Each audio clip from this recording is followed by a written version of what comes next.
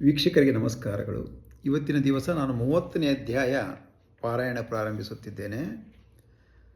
ಶ್ರೀ ಗಣೇಶ ನಮಃ, ಶ್ರೀ ಸರಸ್ವತಿ ನಮಃ, ಶ್ರೀ ಗುರುಭ್ಯೋ ನಮಃ, ಶ್ರೀ ಕುಲದೇವತಾಯೇ ನಮಃ, ಶ್ರೀ ಶ್ರೀಪಾದ ಶ್ರೀ ವಲ್ಲಭ ಶ್ರೀ ನರಸಿಂಹ ಸರಸ್ವತಿ ದತ್ತಾತ್ರೇಯ ಗುರುಭ್ಯೋ ನಮಃ.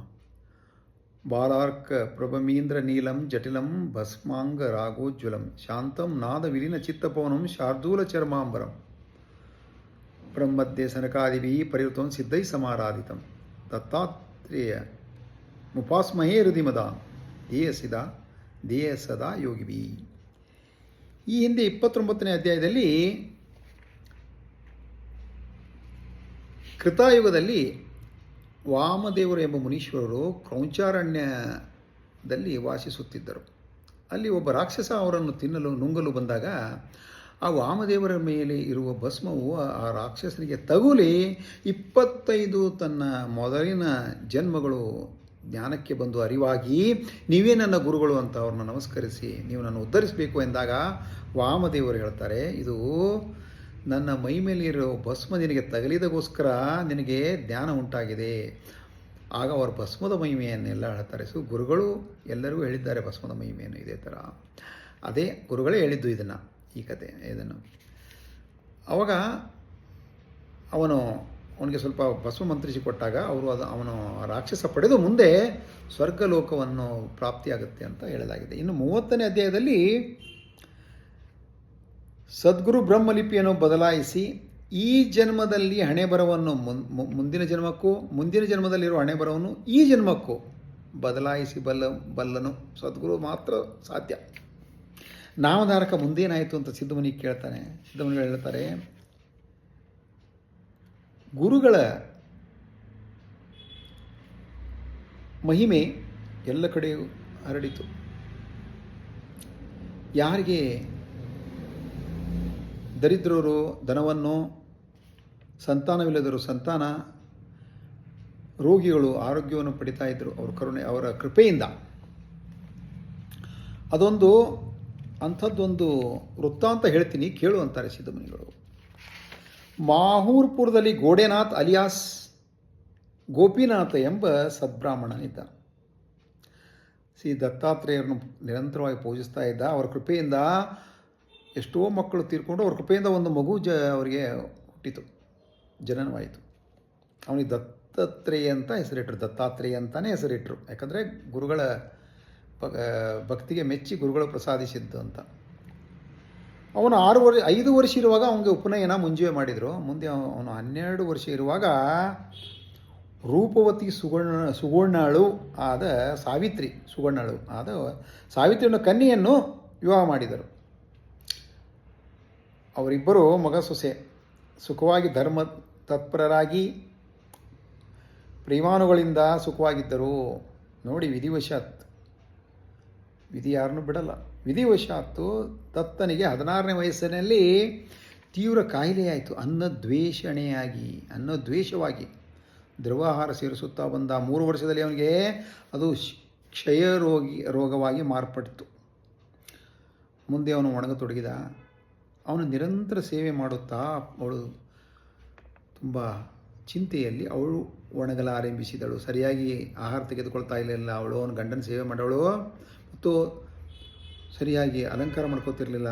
ಹಳೆ ಉಡುಪುಗಳನ್ನು ಧರಿಸುವಳು ಮತ್ತು ಕೂದಲುಗಳನ್ನು ಬಾಚಿಕೊಳ್ಳುತ್ತಿರಲಿಲ್ಲ. ಅವಳ ಕೂದಲುಗಳು ಜಡೆಗಟ್ಟಿದವು. ಅವಳು ಒಣಗಲು ಪ್ರಾರಂಭಿಸಿದಳು.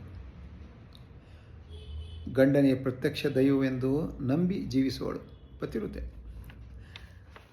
ಒಬ್ಬರು ದೈವಜ್ಞರು ಹೇಳಿದಾಗೆ ಅವಳೆಲ್ಲನೂ ಮಾಡಿದ್ದು. ವೃತ, ಶಾಂತಿ, ಪೂಜೆ ಮತ್ತು ಎಲ್ಲ ವೈದ್ಯರು ಒಳ್ಳೆ ವೈದ್ಯರ ಕಡೆ ಹೋಗಿ ಔಷಧಿ ಕೊಡಿಸಿದ್ಲು ದತ್ತನಿಗೆ. ಕಿಂಚಿತ್ತಾದರೂ ಅವನ ಆರೋಗ್ಯದಲ್ಲಿ ಬದಲಾವಣೆ ಹೊಂದಲಿಲ್ಲ.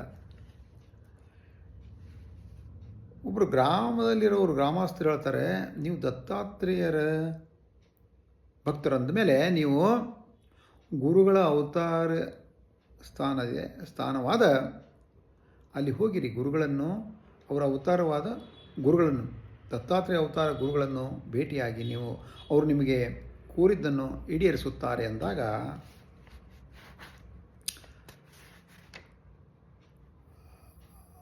ಆವಾಗ ಅವಳು ಅಲ್ಲಿ ಹೋಗಲು ಸಿದ್ಧಳಾಗ್ತಾಳೆ.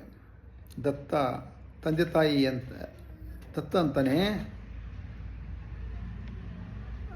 ಅವ್ರ ತಂದೆ ತಾಯಿಗಳು ಇವನು ದಕ್ಕದೇ ಇರೋಂಗಾಯಿತು ನಮಗೆ ಅಂತ ವಿಚಾರ ಮಾಡ್ತಾರೆ. ಅವನು ಹೇಳ್ತಾನೆ, ಚಿಂತಿಸಬೇಡಿ, ನಂದು ಎಷ್ಟು ಆಯುಷ್ಯದೋ ಅಷ್ಟಿರ್ತೀನಿ. ಅಮ್ಮ, ನೀನು ಕೊಟ್ಟ ಹಾಲಿನ ಋಣನೂ ಇನ್ನೂ ತೀರಿಸಿಲ್ಲ. ನಾನು ತೊಂದರೆ ಕೊಡ್ತಾ ಇದ್ದೀನಿ. ನನ್ನ ಕಾಯಿಲೆಯಿಂದ ನಿನಗೆ ತೊಂದರೆ ಆಗ್ತಾಯಿದ್ದೆ ತಂದೆ ತಾಯಿಗಳಿಗೆ ಅಂತ ಹೇಳ್ತಾನೆ ದತ್ತ. ಹೆಂಡತಿ ಹೇಳ್ತಾನೆ, ನೋಡು, ನೀನು ಹಿಂದಿನ ಜನ್ಮದಲ್ಲಿ ನನ್ನ ಶತ್ರು ಆಗಿರಬೇಕು, ಅದಕ್ಕೆ ನಾನು ಇಷ್ಟು ತೊಂದರೆ ಕೊಡ್ತಾ ಇದ್ದೀನಿ ನಿನಗೆ. ನೀನು ನನ್ನ ಮದುವೆಯಾಗಿ ಏನು ಸುಖವಾಗಲಿಲ್ಲ ನಿನಗೆ ಅಂತ ಅವಳು ಅಳುತ್ತಾ, ಹಾಗೆ ಅನ್ಬೇಡಿ ಅಂತಂದಮೇಲೆ, ನೀವು ಈ ಶರೀರ ಬಿಟ್ಟು ಹೋದರೆ ನಾನು ನನ್ನ ಈ ದೇಹದಲ್ಲಿ ನನ್ನ ಪ್ರಾಣ ಇರಲ್ಲ ಅಂತ ಹೇಳ್ತಾಳೆ. ಅವಳು ಎಲ್ಲರಿಗೂ ಧೈರ್ಯ ಕೊಡ್ತಿರ್ತಾಳೆ, ಅತ್ತೆ ಮಾವಂದರಿಗೆ ಮತ್ತು ಗಂಡನಿಗೆ. ಧೈರ್ಯದಿಂದ ದೇವರ ಪ್ರಾರ್ಥನೆ ಮಾಡೋಣ ಅಂದಾಗ ಆ ಗ್ರಾಮಸ್ಥರು ಹೇಳಿದ್ದನ್ನು ಅವಳಿಗೆ ಅರಿವಾಗಿ ಏನು ಮಾಡ್ತಾಳೆ, ತಂದೆ ತಾಯಿಗಳ ಅನುಮತಿ ಪಡೆದು ನಾನು ನರಸಿಂಹ ಸರಸ್ವತಿ ಗುರುಗಳ ಹತ್ರ ಹೋಗಿ ನನ್ನ ಗಂಡನು ಆರೋಗ್ಯವಂತನಾಗಬಲ್ಲ ಅನ್ನೋದು ನನಗೆ ನಂಬಿಕೆ ಇದೆ ಅಂತ ಹೇಳಿ ಅತ್ತೆ ಮಾವನ ಅನುಮತಿ ಪಡೆದು ಆ ಗಂಡನಿಗೆ ತೊಂದರೆ ಆಗದಿರೋ ಹಾಗೆ ಅವರ ಆಶೀರ್ವಾದ ಪಡೆದು ಪಲ್ಲಕ್ಕಿಯಲ್ಲಿ ಮೆತ್ತಗಿನ ಹಾಸಿಗೆ ಮೇಲೆ ಬೋಯಿಗಳಿಗೆ ಹೇಳ್ತಾಳೆ, ನಿಧಾನವಾಗಿ ನಡೀರಿ ಎಂದು ಹೊರಡ್ತಾಳೆ ಗಂಧರ್ವಪುರಕ್ಕೆ. 3 ದಿನ ಸತತವಾಗಿ ನಡೆದು ಗಂಧರ್ವಪುರ ಹತ್ತಿರ ಬರುವಾಗ ಅವಳು ಜನರನ್ನು ಕೇಳ್ತಾ ಬರ್ತಾಳೆ, ಗುರುಗಳು ಎಲ್ಲಿದ್ದಾರೆ ಅಂತ. ಒಬ್ಬರು ಹೇಳ್ತಾರೆ, ಅವರು ಅನುಷ್ಠಾನಕ್ಕೆ ಸಂಗಮಕ್ಕೆ ಹೋಗಿದ್ದಾರೆ ಅಂತ ಹೇಳ್ತಾರೆ. ಅಲ್ಲೇ ಕರ್ಕೊಂಡು ಹೋಗಬೇಕು ಗಂಡನಂತ ಪಲ್ಲಕ್ಕಿ ನಿಲ್ಲಿಸಿ ಪಲ್ಲಕ್ಕಿ ಹತ್ರ ಬಂದು ನೋಡೋ ಅಷ್ಟೊತ್ತಲ್ಲಿ ಆ ಗಂಡನಿಗೆ ದಣಿದು ಆ ಕಾಯಿಲೆ ಉಲ್ಬಣವಾಗಿ ಜಾಸ್ತಿಯಾಗಿ ಹೆಚ್ಚಿಗೆ ಆಗಿ ಅವನು ಮರಣ ಹೊಂತಾನೆ. ಎದೆ ಹೊಡ್ಕೊಳ್ಳುತ್ತಾ ಶೋಕದಿಂದ ಅವಳಂತಾಳೆ, ಏನು ಗುರುವೇ ಇದು? ತನ್ನ ಕತ್ತಿ ತೆಗೆದುಕೊಂಡು ಚುಚ್ಚಿಕೊಂಡು ತಾನು ಪ್ರಾಣ ಬಿಡಲು ಹೋಗ್ತಾಳೆ. ಅಷ್ಟರಲ್ಲಿ ಎಲ್ಲರೂ ಅವಳನ್ನು ತಡೆದು, ಇದು ನೀವು ಮಾಡ್ತಿರೋದು ತಪ್ಪಮ್ಮ ಅಂತ ಅವಳಂತಾಳೆ. ನೆರಳು ಬಯಸಿ ಬಂದವನಿಗೆ ಮರವೇ ಬಿದ್ದು ಸತ್ತು ಹೋದಾಗಾಯಿತು. ಗೆಡವೆ ತಲೆ ಮೇಲೆ ಮುರಿದು ಬಿತ್ತು. ನೀರು ಕುಡಿಯಲು ಹೋದವನಿಗೆ ಮೊಸಳೆ ಬಾಯಿಯಲ್ಲಿ ಸಿಕ್ಕಿ ಸತ್ತು ಹೋದಾಗಾಯಿತು. ಇನ್ನು ಹುಲಿಯಿಂದ ತಪ್ಪಿಸಿಕೊಂಡವನಿಗೆ ಕಟಕನ ಹತ್ತಿರ ಸಿಕ್ಕಿದಾಗಾಯಿತು. ಇಲ್ಲಿ ನನ್ನ ಗಂಡನನ್ನು ಕರ್ಕೊಂಡು ಬಂದು ಅವನ ಜೀವವನ್ನು ನಾನು ತೆಗೆದುಕೊಂಡಂಗಾಯಿತು. ಇದು ನಮ್ಮ ಅತ್ತೆ ಮಾವಂದರಿಗೆ ಗೊತ್ತಾದರೆ ಅವ್ರ ಜೀವ ಹೋಗುತ್ತೆ. ಆ 3 ಜನರ ಜೀವ ತೊಗೊಂಡದ್ದು ಪಾಪ ನನಗೆ ಅಂಟುಕೊಳ್ಳುತ್ತೆ. ಈ ಥರ ಒಬ್ಬನೇ ಮಗನನ್ನು ತಂದೆ ತಾಯಿಗಳಿಂದ ಈ ವಯಸ್ಸಿನಲ್ಲಿ ದೂರ ಮಾಡಿ ದೇಶಾಂತರದಲ್ಲಿ ದಿಕ್ಕಿಲ್ಲದ ಸಾವು ಕಾಣದೆ ಹಾಗೆ ಮಾಡಿದಂತಾಯಿತು ನಾನು ಅವ್ರನ್ನ. ಹಾಗೆ ಅಳುತ್ತಾ, ನಾನು ಎಲ್ಲಿರಲಿ, ಇನ್ನು ನನ್ನ ಯಾರು ನೋಡ್ಕೋತಾರೆ ಅಂತ ಬಿಕ್ಕಿ ಅಳುತ್ತಾ ಇರುವಾಗ ಆ ಸಮಯದಲ್ಲಿ ಕತ್ತಿನಲ್ಲಿ ರುದ್ರಾಕ್ಷಿ, ಕೈಯಲ್ಲಿ ಶೂಲ, ಭಸ್ಮ ಧರಿಸಿ ಒಬ್ಬ ತಪಸ್ವಿಗಳು ಬರ್ತಾರೆ. ಹುಚ್ಚಮ್ಮ, ಅಳುವುದರಿಂದ ಏನು ಪ್ರಯೋಜನ? ಹಣೆ ಬರ ಬದಲಾಗದಲ್ಲವೇ? ಹೋದ ಪ್ರಾಣ ತಿರುಗಿ ಬರಲ್ಲ. ಈ ಭೂಮಿ ಮೇಲೆ ಯಾರು ಶಾಶ್ವತರು? ಹಾಗೆ ನೋಡಿದರೂ ನೀನು ಯಾರು, ಎಲ್ಲಿದ್ದೆ? ನೀನು ಮೊದಲನೇ ಜನ್ಮದಲ್ಲಿ ಯಾರು ನಿನಗೆ ಸಂಬಂಧ? ನೋಡುಮ್ಮ, ಪ್ರವಾಹದಲ್ಲಿ ಎಷ್ಟೋ ಕಟ್ಟಿಗೆಗಳು ಮರಗಳು ಬಂದು ಸೇರಿಕೊಳ್ಳುತ್ತೆ. ಅದೇ ಥರ ಭೂಮಿ ಮೇಲೆ ಬಂದು ಒಂದಿನ ಎಲ್ಲರೂ ಬಿಟ್ಟು ಹೋಗಬೇಕಾದದ್ದೇ. ನೀರಿನಿಂದ ಗುಳ್ಳೆ ಬಂದು ತಿರ್ಗಾ ಗುಳ್ಳೆಗಳು ನಾಶವಾಗುತ್ತವೆ. ಆ ಥರ ನಮ್ಮ ಶರೀರ. ಅದಕ್ಕಾಗಿ ನೀನು ನನ್ನವರು ಅನ್ಕೋತೀಯ? ಇದೇ ಭ್ರಾಂತಿ. ಈ ಶರೀರವೇ ಗಂಡು ಅನ್ಕೊಳ್ತಾ ಇದೆಯಾ? ಅದನ್ನು ಸುದೀರ್ಘವಾದ ಆಯುಷ್ಯು ಉಳ್ಳ ದೇವತೆಗಳೇ ಕಲ್ಪಾಂತರದಲ್ಲಿ ನಾಶವಾಗ್ತಾರೆ. ದೇವತೆಗಳೇ ಅಮೃತ ಕುಡಿದ್ರೂ ಅವರು ನಾಶವಾಗ್ತಾರೆ. ಇನ್ನು ಮಾನವರ ವಿಷಯ ಏನು ಹೇಳಬೇಕು ನಿನಗೆ? ಗರ್ಭದಲ್ಲಿ ಬಿದ್ದಾಗಿನಿಂದ ಹುಟ್ಟಿನಿಂದ ಮುದುಕನಾಗುವವರೆಗೆ ಮಾಡಿದ ಕರ್ಮವನ್ನು ಅನುಸರಿಸಿ ಕೊನೆಗೆ ಸಾಯುವುದು ತಪ್ಪಿದ್ದಲ್ಲ. ಆ ಮಧ್ಯ ಅವರವರ ವಿಧಿ ಬರಹ ಕರ್ಮಾನುಸಾರ ಸುಖ ದುಃಖಗಳನ್ನು ಅನುಭವಿಸಲೇಬೇಕಾದದ್ದು ತಪ್ಪಿದ್ದಲ್ಲ. ಕೆಲವು ಸಲ ಪ್ರಾಯಶ್ಚಿತ್ತ ಕರ್ಮಗಳ ಮೂಲಕ ನಾಶ ಮಾಡಿಕೊಳ್ಳಬಹುದು. ಕೆಲವರು ತಾವು ಮಾಡಿಕೊಬೋದು. ಕಾಲಗತಿಯನ್ನು ನಿಯಮಿಸಲು ಯಾರಿಂದಲೂ ಸಾಧ್ಯವಾಗದು. ಕಾಲವನ್ನು ತಡೆಯೋಕ್ಕಾಗಲ್ಲ. ಗತ ಜನ್ಮದಲ್ಲಿ ನೀನು ಯಾರು, ನಿನ್ನ ಸಂಬಂಧವೇನಿತ್ತು ಅಂತ ಹೇಳಬಲ್ಲೆಯಾ? ಮತ್ತು ಮುಂದಿನ ಜನ್ಮದಲ್ಲಿ ನೀನೇನಾಗ್ತೀಯ ಅಂತ ಹೇಳೋದು ನಿನಗೆ ಸಾಧ್ಯನಾ? ನೀನು ಅಳುತ್ತಿರೋದು ಒಂದು ಚರ್ಮದ ಬೊಂಬೆಗೆ.